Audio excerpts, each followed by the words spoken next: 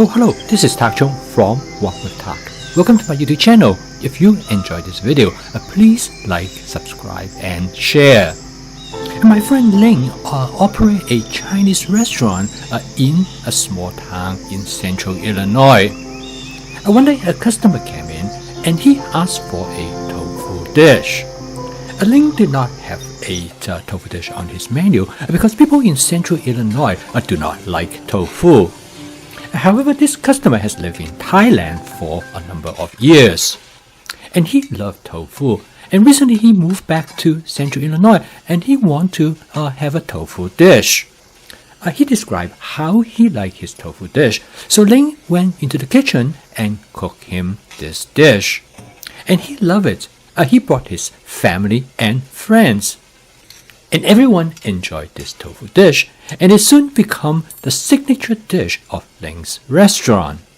Ling told me this story, and he said flavor is everything.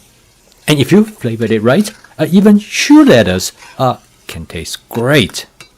And my friend Wayne is doing a cooking class with me online, and he recently asked me what is the best way to create a flavor that he loves and enjoys.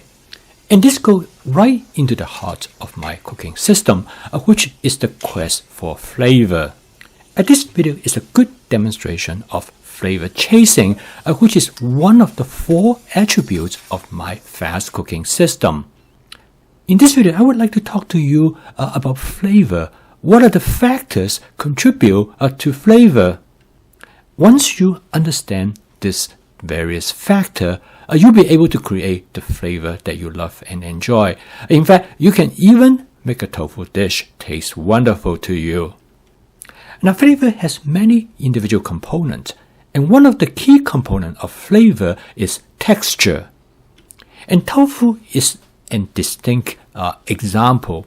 And many people love tofu because of its texture. But in some cases, people do not like tofu also because of its texture. And now tofu comes in many different degrees of firmness, which define its texture. Now the tofu I'm using here is referred to as firm tofu. You can buy tofu in different texture. Of course, you have soft tofu, and then you have a really soft tofu known as silken tofu. And then you have firm tofu, and then you also have extra firm tofu. The firmness of tofu is based on the amount of water in the tofu. The soft tofu has a high water content, whereas the firm tofu probably has only about half as much water in them. So in this case, I first slice the tofu in half, and then I cut them into cubes. I will discuss later why I cut them into cubes. To make this dish taste interesting, Ling used frozen vegetables to provide the contrast to the tofu.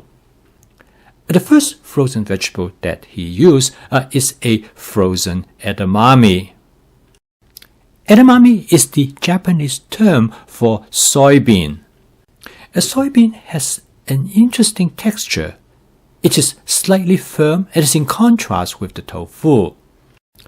The next vegetable that adds to this dish is some frozen sweet corn. This will provide a very subtle light sweetness.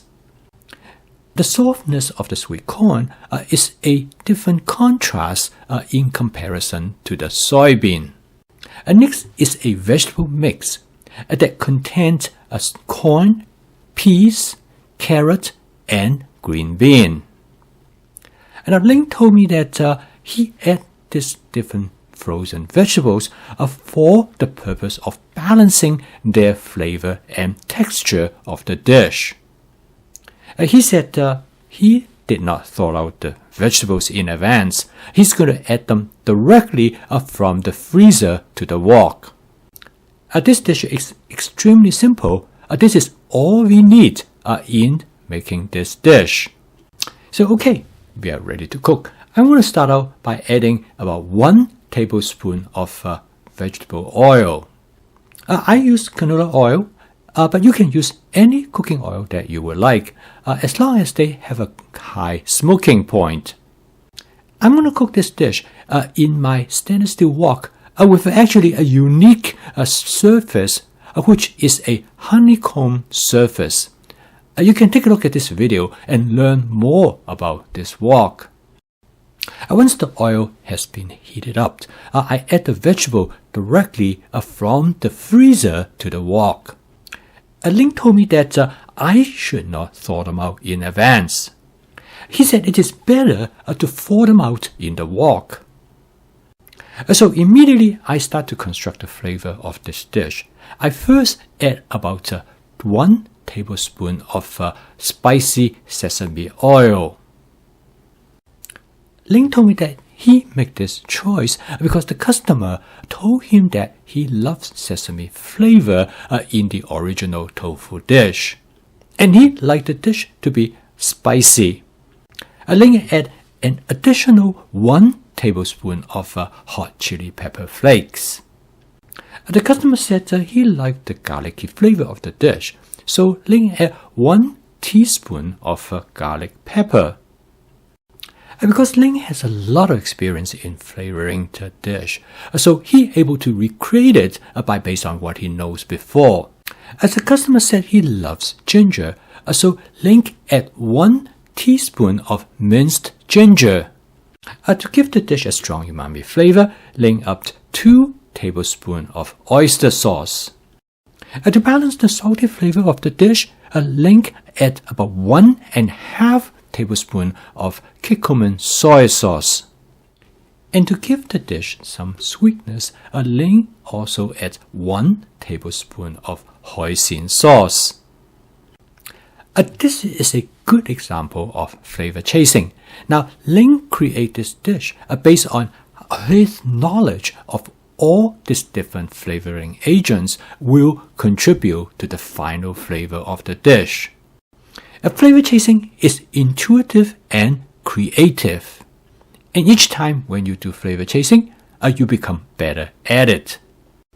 The goal is to learn how these different flavoring agents interact with each other. Because the whole is always going to be greater than the sum of its parts. And now the final step is to add the tofu to the wok.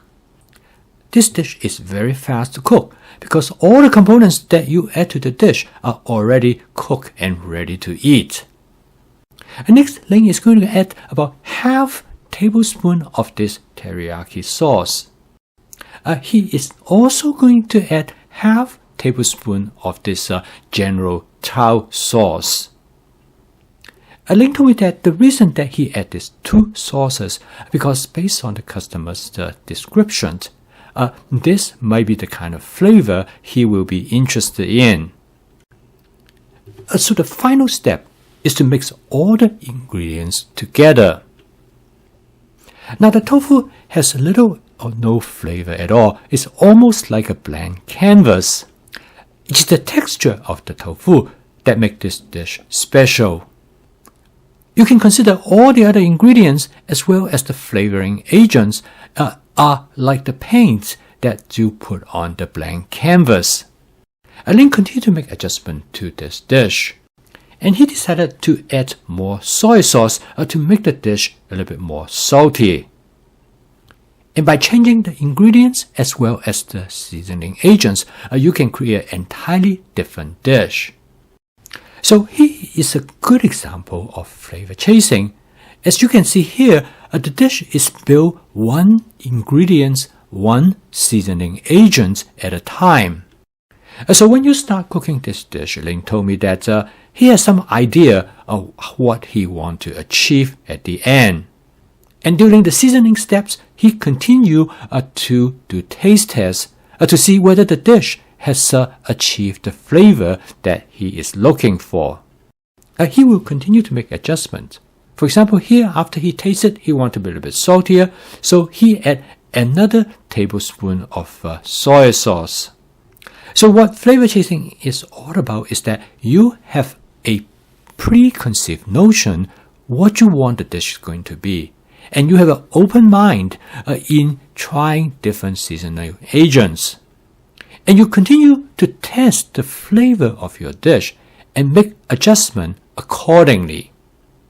So when this dish was brought out to the customer, he was very happy about the flavor of the dish.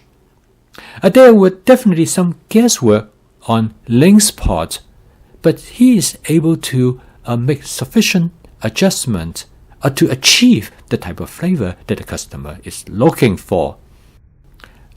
This dish definitely is a keeper. I cook this dish for my family as well as for friends. They all love it. The reason is because of the complexity of the flavor in this dish. I urge you to look at this video again and to use it as a model for your flavor chasing. I post a video each day to help you to make home cooking as part of your daily routines. If you want to learn more about my cooking system, please subscribe to my YouTube channel. So keep on cooking. I will see you tomorrow.